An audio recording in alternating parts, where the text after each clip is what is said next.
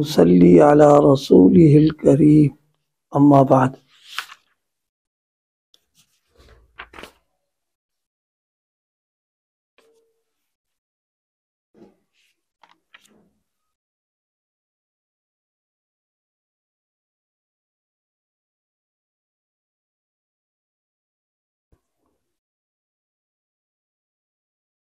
ہم لوگ عام طور پر بے برکتی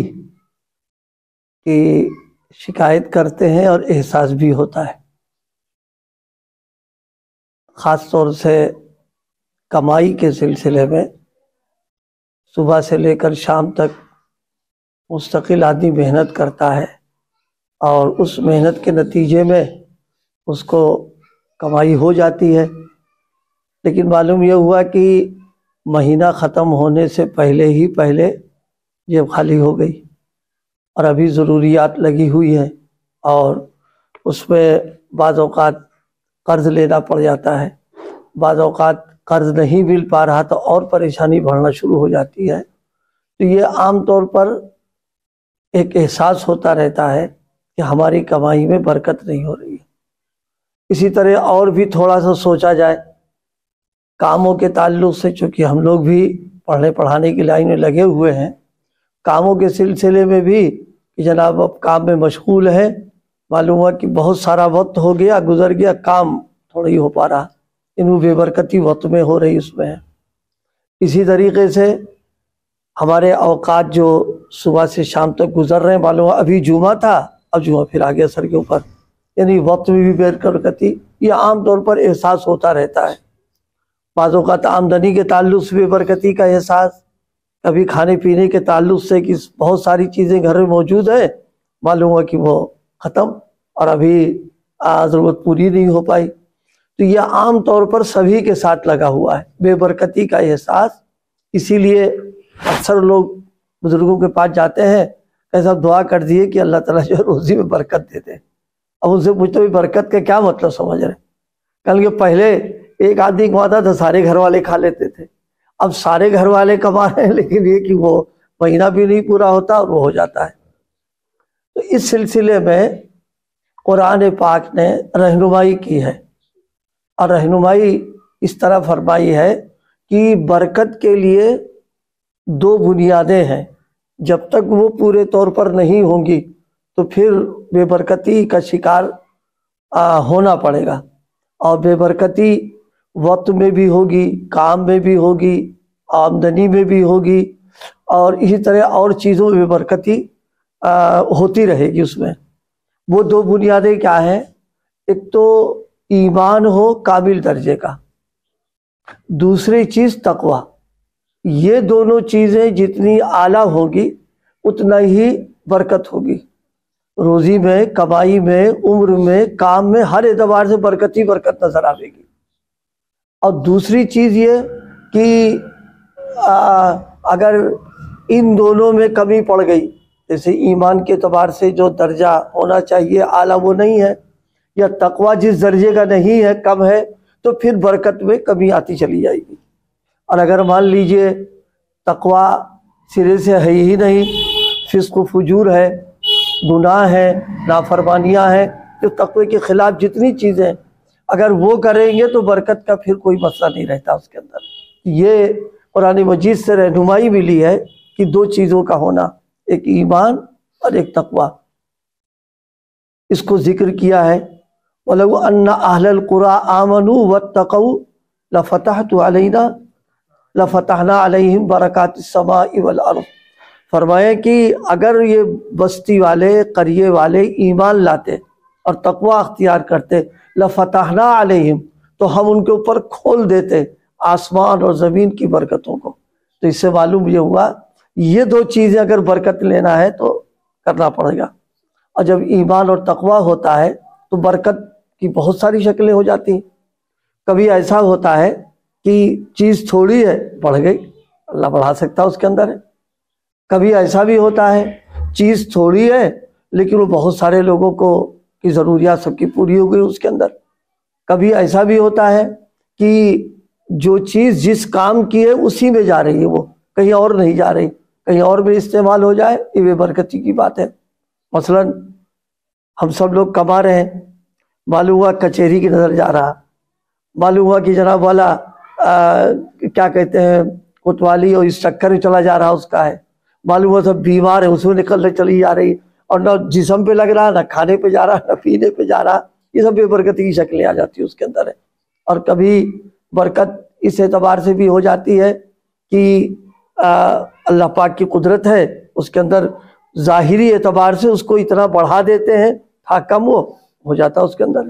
یہ بھی روایات کے اندر موجود ہے، ہوا اس طریقے کا۔ حضرت عائشہ صدیقہ رضی اللہ تعالیٰ عنہ اپنا واقعہ بیان کرتی ہیں کہ ان کے پاس تھوڑے سے جو تھے، ختم ہونے کے نام ہی نہیں لے رہے تھے، بس نکالتی تھی ضرورت پوری، نکالی ضرورت پوری ہو رہی ہے۔ تو ایک دن انہوں نے سوچا اسے تولے کتنا ہے، بس تولا، وہ ختم، برکت ہو گئی اس کے اندر، وہ ختم ہو چلا گیا قصہ اس میں۔ یہ برکت کی شکل تھی، تھوڑا تھا حالانکہ وہ مسلسل ضرورت پوری ہو رہی تھی اپنے کھانے پینے کو، تو خیال آیا کتنا ہی چل رہا ہے یہ، وہ تول دیا اور چلا گیا کبھی اس کے اندر۔ کبھی ایسا بھی ہو، میں نے عرض کیا تھوڑا کھانا ہوتا، بہت اکثر بزرگوں کے یہاں دیکھا گیا مہمان بہت ہوتے ہیں اور ان کے لیے کھانا لا کے رکھا گیا، تو ظاہری اعتبار سے آدمی سوچتا ہے یار یہ کیسے پڑے گا کام، یہ معلوم ہو سب نے آسودہ ہو کے کھا لیا اور بچ بھی گیا کھانا۔ خود ایک مرتبہ رائے پور جانا ہوا،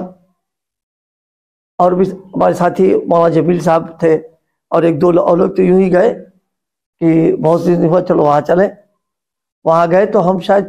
3-4 لوگ تھے سفر میں، وہاں 4-3 تھے، ہمارے حساب سے کھانا آیا۔ وہ تعلیمی کے زمانہ نوعمری کے اتنا تجربہ بھی نہیں تھا، ایک جماعت آ گئی کہیں سے، وہ بڑی جماعت تھی، ان کو ہی بٹھا دیا گیا۔ اب ہم لوگوں کو تو بھوک لگی تھی، تو ہم مولانا سے ایسے اشارہ کیا یار یہ 3 لوگ کھانا ہی 4 لوگ کیسے ہو جائے گا یہ، خیر بالکل یعنی مشاہدہ ہوا ہم سب نے، اب پوری جماعت تھی 10 لوگوں سے تو زائد ہی تقریباً تھے، وہ لوگ آسودہ ہو کے کھا لیا اور بچ گیا کھانا اس کے اندر۔ یہ اللہ کی طرف سے جو ہے برکت، اسی چیز کا نام برکت، یہ کہ بڑھ جائے یہ نہیں، برکت یہ ہے کہ وہ جو ہے بڑھ بھی سکتا ہے اور وہ سب کے لیے کافی ہو جائے، ضرورت پوری ہو جائے، یہ سب برکات کے اندر داخل ہیں۔ تو برکت کے لیے 2 کام کرنا، ایک تو ایمان ہو، تقوی۔ اس روایت اس حدیث آیت کریمہ میں اللہ پاک نے بیان فرمایا جتنا کم ہوگا اتنی برکت کم، اور جتنا زیادہ ہوگا زیادہ ہوگا۔ بہت سے لوگ ایسے بھی ہیں کہ ظاہری اعتبار سے کوئی کمائی کا ذریعہ ان کا نہیں ہے، کوئی ذریعہ معاش ان کا نہیں ہے، اور نہ اس چکر میں ہے وہ، لیکن ماشاءاللہ جیسے کوئی خوشحال لوگ جیسے رہتے ہیں بالکل اس طریقے سے رہ رہے ہیں، کھانا پینا پہننا اوڑھنا رہنا سہنا سب ان کا بالکل اس طرح سے، یہ چیزیں ان میں موجود ہیں، ایمان بھی موجود ہے، تقویٰ بھی موجود ہے۔ جو اللہ دکان سے کھیت کار دے سکتا ہے وہ اللہ یقیناً تقوی کی برکت پر بھی دے سکتا ہے اللہ تعالیٰ۔ اس لیے بے برکتی والی جو چیز ہے گناہ نافرمانی، اس سے اپنے آپ کو بچانا، اور برکت والی جو چیز ہے تقویٰ، اس کا اہتمام کرنا،